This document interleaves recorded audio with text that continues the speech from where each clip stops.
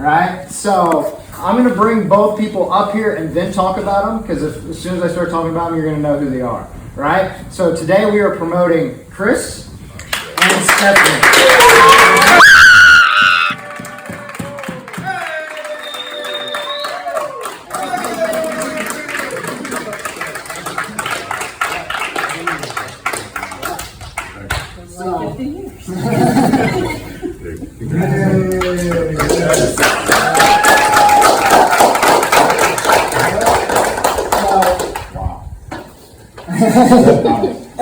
So first we'll talk about Stephanie. As most of you know who train with her, she has zero confidence in herself.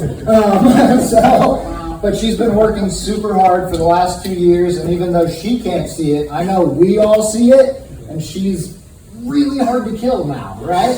She goes in and she does all these tournaments. She's jumping in there with 20-year-olds. She's jumping in there with dudes who weigh, 60, 70 pounds heavier than her. And they ask her, like, you want to go? She's like, let's go. They just jump all the time. I'll add this too. If you fought yourself from last year, today's you would embarrass that version of you. So it's like, you don't compare yourself to any of your teammates. You think about if you had to fight yourself from a year ago to the death, you right now is the one that's going home. You last year, you killed that person. Yeah. Absolutely, couldn't say it better, right? So, I'm very happy to give you your blue belt.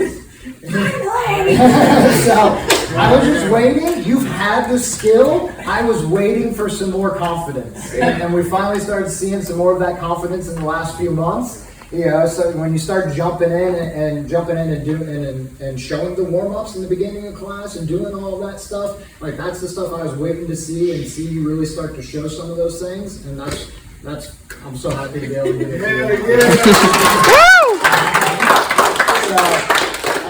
And then Chris, I've known Chris for God, how long now?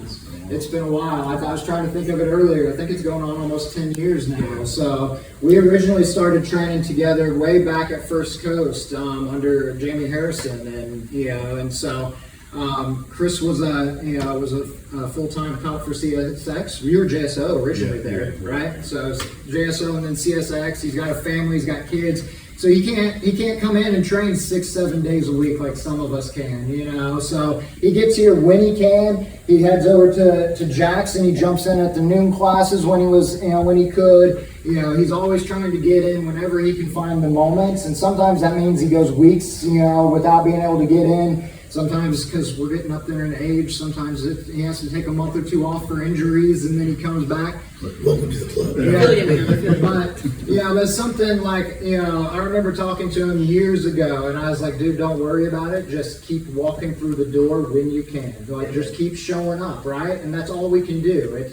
We all have different things going on in our lives, so you just get here as often as you can. When I first started training, it was a couple days a week. And then, I was able to get to 3 days a week, and then 4 days a week. And then I opened a gym so I could train 6 days a week, So, and that's just, sometimes that's how it goes. We don't all have the ability to train twice a day, 6 days a week, like, some of the monsters like Manning and these guys over at Jax, and got a bunch of 20-somethings that live at home with their parents. Right?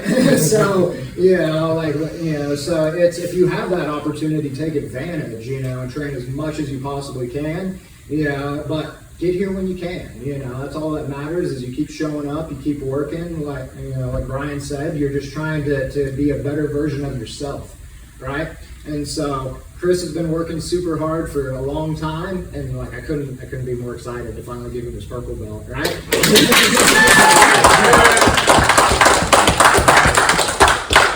And I'll just add to that, we would all rather see you train once a week than not at all. You know what I mean? So don't, like some people get into this, if I can't train 3 days a week, I'm not going to train at all until I can train 3 days a week. And it's just like he said, get here when you can. You're going to be late, we don't care, show up. That's fine. Be here anyways. You can only train once a week, twice a week. Sometimes you get to do the twice a day. That's fine. Who cares? Just show up, keep training. It's not about who's best. It's who's left. I've seen a lot of guys get pretty darn good, and they're not here anymore. I've seen a lot of guys that took a really long time to get good, and now they're really good, and they're still here. So I don't care how good you get or how fast you get. I care that you stick around and you're part of the community. We just keep training and just like try to be a better version of ourselves in not just jiu-jitsu, but life in general. Just progressively become better people. It's the way it should be. So proud of all you guys. Excellent work.